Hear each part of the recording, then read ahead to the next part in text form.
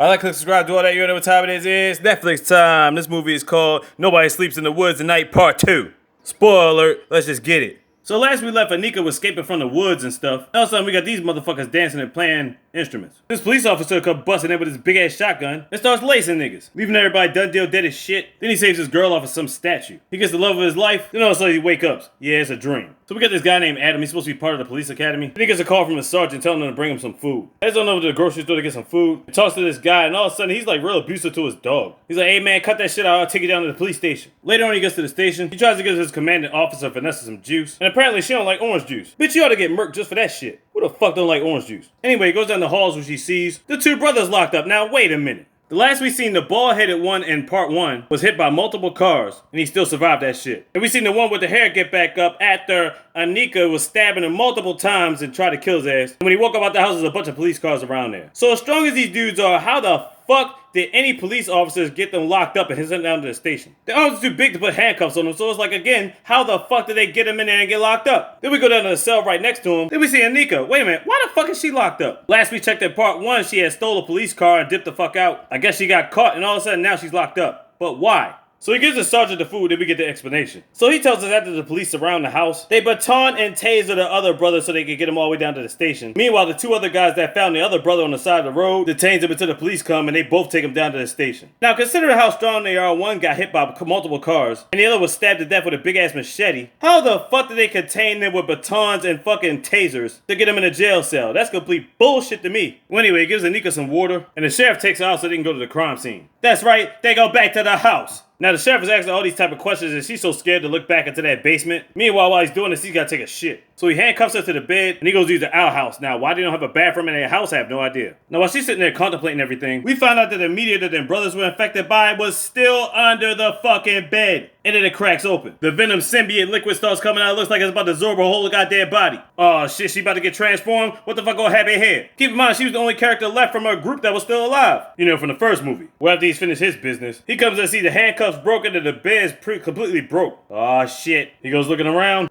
Yep. Then all of a sudden he gets jumped out of nowhere. Oh shit. Now apparently she lost his neck as you saw, but as you can see right here, his lower extremities are extremely gone. His lower body's done deal, done. So what you do, eat his legs? Bottom line, sheriff is done deal, dead as shit. Now Adam's been trying to call the sheriff for hours, he ain't get no answer. He wants to go look for him, but he's scared to go out on his own. And after much convincing, Vanessa finally decides to go with him. So they're driving around, she already thinks he's a wuss already. And she's really questioning the whole situation of why he wanted to be a cop in the first place. Anyway, they get to the house, and when they get there, they find the sheriff dead as shit. He's trying to tell her, let's go back, get some backup or something like that, because this situation is not something that a human would do. But they all convinced Anika did this shit. Vanessa's like, fuck that shit, we gotta catch that bitch. So apparently she told them special forces are supposed to be on their way. They don't know if they're gonna be there today or tomorrow. So now they gotta call their territory special force. But they ain't really a special force, it's just these two fat motherfuckers. They answer the call and they on their way. Meanwhile, we go back to Camp Adrenaline. And the anti-technology camp counselor is still there. Apparently this is still taking place with the 3-day hiking tour, because all the campers are still out apparently. Now we know what all happened to the 5 group members in part 1, but I'm thinking to myself, where the fuck are all the other camp counselors? And where are all the other campers? So he's going on and on talking about this text message dialogue, which is funny but somewhat accurate. But who is he talking to? That prostitute chick that was talking to the other cop towards the end of the first movie? Hey, yeah, she be thotting easy skeezy and then shit. Then all of a sudden the lights go off. So he goes out there and checks the circuit breaker while she's sitting in the room by herself looking all nervous. The right to blue Anika attacks this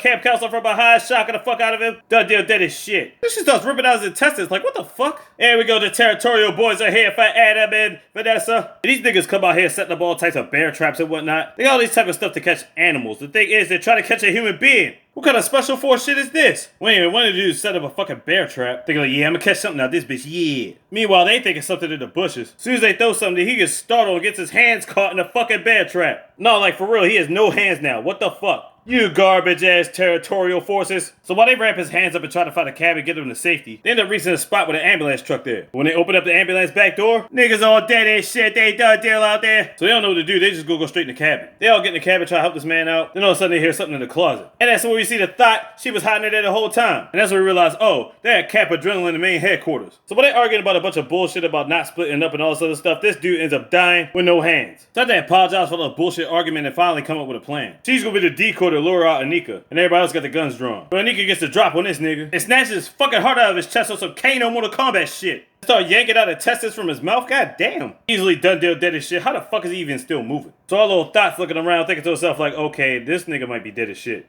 Then Nina comes out of nowhere flying and jumps on that goofy ass about to get a done deal too. Adam and Vanessa bum asses can't shoot for shit. They get back in the house and they're like, see, this plan sucks. Now 2 of our men are dead as shit. And now it's just us. Vanessa apologizes and gives him a hug. But all of a sudden, what the hell is this? Glass breaks, she threw a fucking hand in there. And a leg. The thought is dead as shit. Then Anika breaks the door down, holding the head in her hand. You see who the head belongs to? There it is. So as he's about to shoot, she pushes him in front of her just so she can get away. Like, what the fuck? Vanessa dips out with the van. Now it's just Adam and Anika. But Anika doesn't want to kill him just yet. She puts this crazy looking snake tongue in his body and feeds him the venom symbiote, whatever that black shit is. And he ends up turning into one of them things too, and they can actually speak the alien language. She did this for a reason, but I'm not sure what yet. Meanwhile, Vanessa tried to call Coast Guards and everything. Ain't nobody responded after she got to the station, because she's literally the only person left at the station other than her and the 2 fat guys, the brothers. Then she explains why she wants them. She's like, basically because we're monsters, and she needs a mate. She said, we're basically put here to kill the humans because they've been fucking up. There's no deeper explanation. That's basically what it is. She says, you'll enjoy killing niggas soon enough. So they basically go outside and talk some more, and all of a sudden he's got the perfect person in mind that he wants to kill. Then we go to the home of that grocery store owner, the one that was kicking around his dog. He hears noises out the window, and there's Adam, but he can't see him clearly. He flashes a flashlight, but he don't see nothing. So she's teaching him how to do yelling noises, all this other stuff, try to be on the element of surprise, all type of shit. So they go down in the basement, they hide in the closet, they ready to pop out on his ass the moment he steps down there. He got closer than all of a sudden the dog started barking, so he runs back upstairs. But Adam says, fuck all that, he's got a knife. He stabs him straight in his eye with it, even though he tries to pull it out, he's done deal dead as shit. Anika's so proud of him, she gives him a kiss. And then as crazy as it looks, you got aliens end up giving each other the business. They love each other and all that jazz. So afterwards, they thinking about going to the jail and freeing the fat guys, the brothers. They get there and find them. They break them loose. These motherfuckers still chilling in the same spot they was in. They weren't thinking about shit. And all of a sudden, out of nowhere, here comes Vanessa trying to lace niggas. She been in the whole time. But then Adam gets the drop on her when Anika tells her to kill her. The thing is, he can't do it and Anika gets pissed off. So Anika says, fuck this shit, I'll do it my damn self. And rips off her whole fucking face. And afterwards stomps her whole head out, looking like a bunch of mangled mayhem. Ew.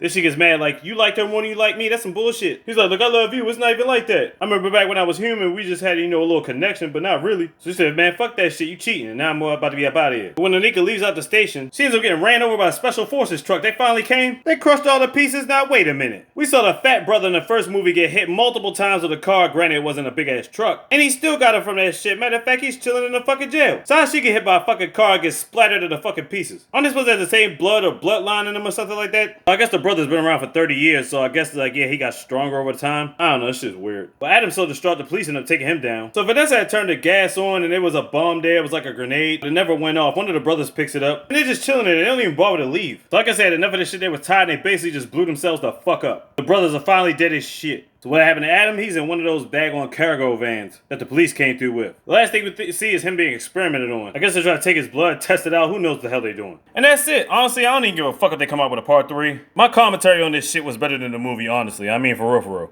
But I say still check it out anyway if you want a good scare, a good horror, I guess. Nobody Sleeps in the Woods Tonight Part 2 on Netflix. Check it out. Like, subscribe, do all that. You already know what time it is. Click these easy best. Big, you got that slogan.